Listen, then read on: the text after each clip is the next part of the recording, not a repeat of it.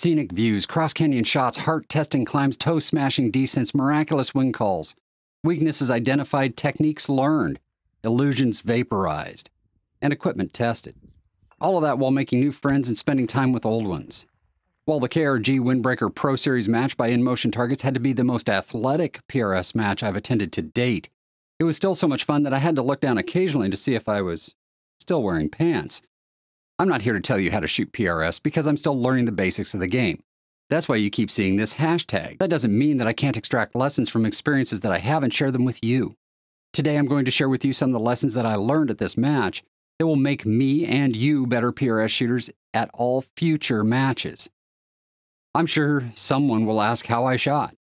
Simply, I shot up to my current skill level, timing out far too many times and missing more than my share of easy shots.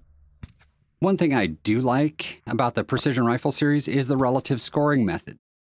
By comparing my score to that of the winner, I can better gauge my performance over time and find out if I'm actually getting better across conditions, courses, fields, and techniques. In my first 9 matches, I've solidified a baseline performance of about 75% of the winner's scores, even with many top-ranked pros in the field. I think that's a better way of looking at your performance as compared to just finding your place on the list, which is far too dependent on who showed up to shoot.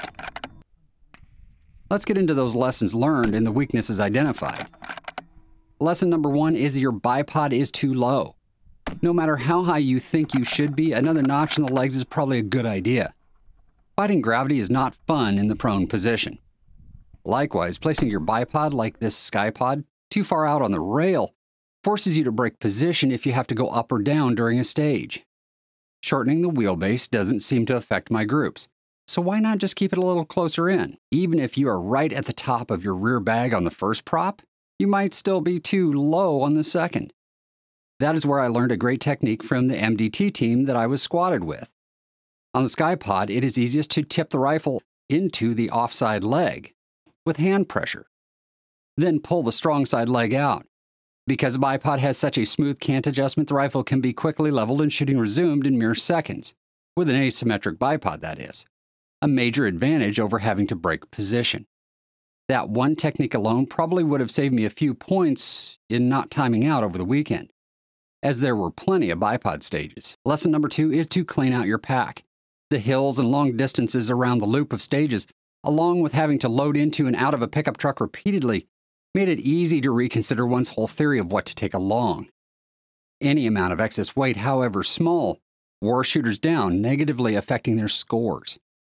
Take some time and clean out the excess stuff that you can leave in a nearby vehicle or just live without. Lesson number 3, just because you've never been to a match that had an odd rule doesn't mean it isn't going to happen. In this match, the rule was that tripods, if used during a stage, had to have the legs fully collapsed at the start of time. What that meant for me was far less tripod rear position shooting. My 3-leg section tripod was just too cumbersome to deploy on the clock.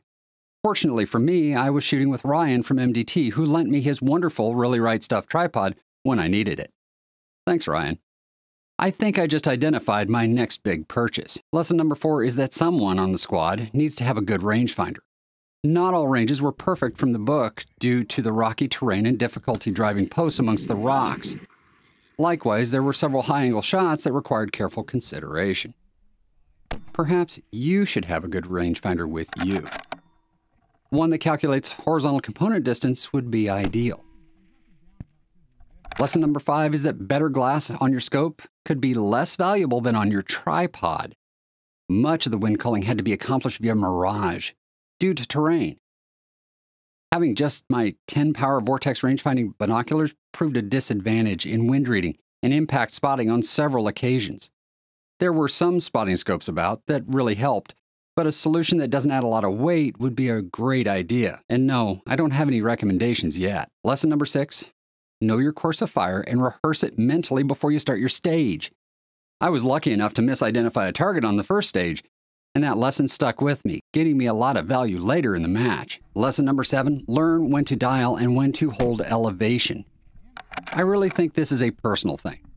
For me, I hold elevation when I have to make 4 or more sight adjustments during a stage, and the wind holds are small, or I can dial on windage that makes them small.